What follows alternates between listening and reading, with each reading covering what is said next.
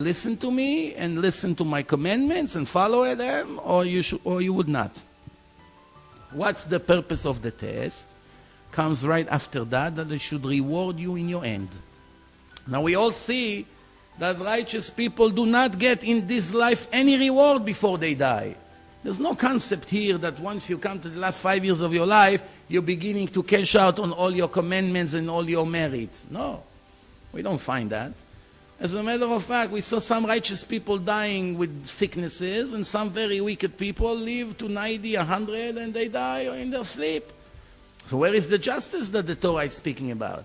The Torah says, I'm the God of justice. Nobody can bribe me. I give everyone exactly what they deserve. In the long run. Now you may ask, okay, so why God needed to create a place of a test? Couldn't He just put our soul in a place that He promised for the afterlife, life of eternity, with all the greatest pleasure, spiritual pleasure? Just put us over there? The answer is the person would not enjoy something he received for free forever. The shame will kill the person. He wouldn't enjoy it. What is it like? You come, you live by me. 1 month, I give you food, clothing, car, credit card. We cook for you. We do your laundry. After a few days, you come and say, can I participate in cleaning? Can I go shopping for you? Can I help you in any way? Why people offer help? Most people are lazy. They want to sleep and enjoy life. Why should they come and work and clean? The answer is because they suffer. Receiving all the time and not giving a little bit in return makes the person suffer. That's the nature of a person in a spiritual way. Shame. So comes the next question. In that case, why God didn't make us different than what we are? He would make us with no shame. No shame. We only wants to receive. Give me more, unlimited. The answer is, it's impossible. Why? Because He did not create us from nothing. The soul of us, of the people, comes from Him Himself. It's an actual part of God. It's hard for us to understand because we speak in a very high spiritual way.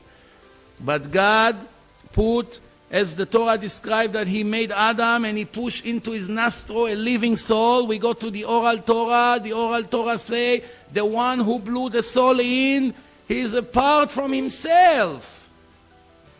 We have God's traits. Even if we want, we couldn't behave different because it's like an integral part from this divine, amazing thing which called God. Now you may say, but how come there's so many things that I don't understand? I would like to know about this and that. There's so many things, there's no way for me to understand. The Torah say, dear Jew, whatever you need to understand to be successful in your life purpose, God gave you permission to know.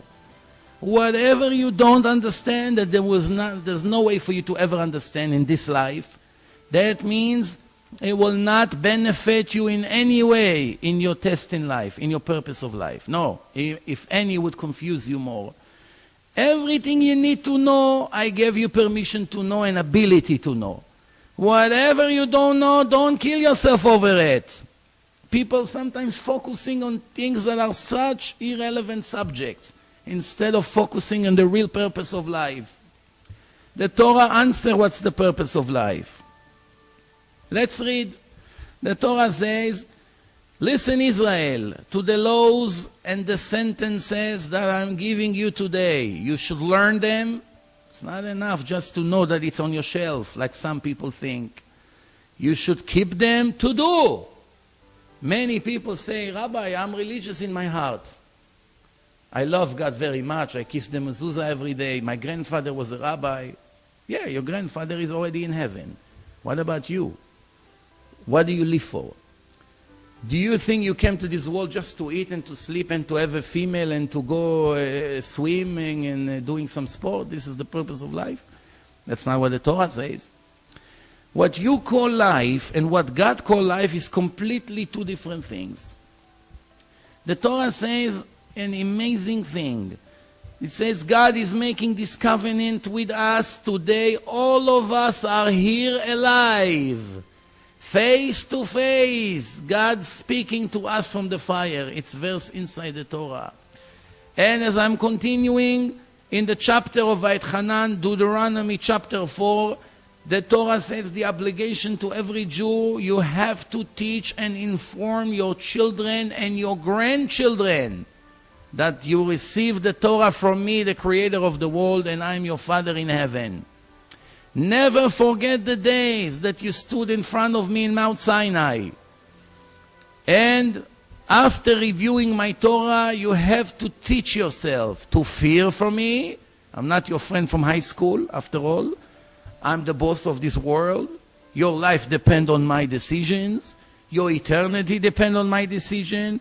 If you're going to get married or not, it's my decision. If you're going to have money, what to eat, it's my decision. If you're going to be healthy or not, it's my decision. But I make my decision based on your behaving. Now you may say, okay, sounds very nice, but I don't really see it in reality. Beautiful speech, but where do we see it? We see righteous people sometimes suffer. Wicked people celebrate. Where is the justice? The answer is, again, is ignorance. Why?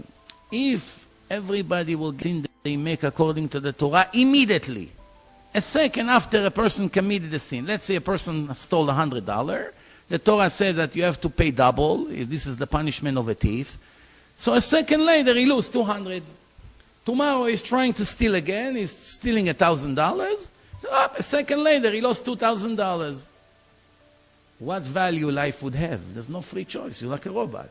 Comes the Torah say, here comes the Sabbath. You have to observe the Sabbath. Do not create any fire on the seventh day. A person light fire, boom, explode to death.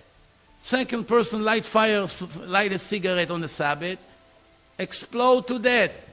Do you think the third person or anybody else would ever dare to move on the Sabbath? People would stand like this. They were afraid to move. The wife will call his name. Don't talk until tomorrow night when Sabbath is over. Why? I just saw two people who turn on the light or something that they're not supposed to do on the Sabbath. They died right away. There's no free choice. There's no value to this life.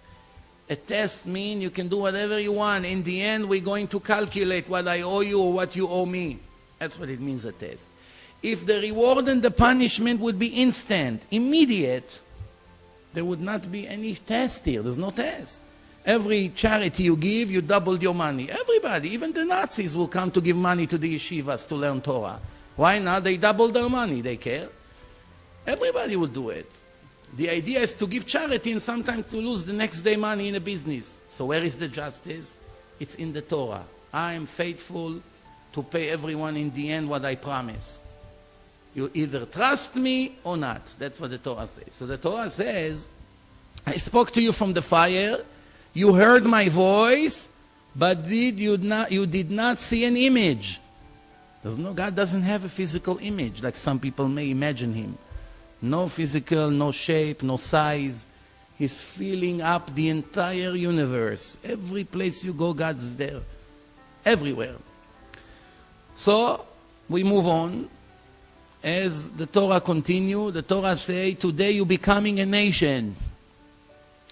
Keep my laws and do them. Again, it's constantly repeat the word you should do, la'asot, to do, not in the heart. To do. This is the world of doing things. The Torah say you should do it with all your heart and all your soul. You making God to be your master, to follow His ways and listen to His orders. And in return, only then, it's a conditional thing, blessing.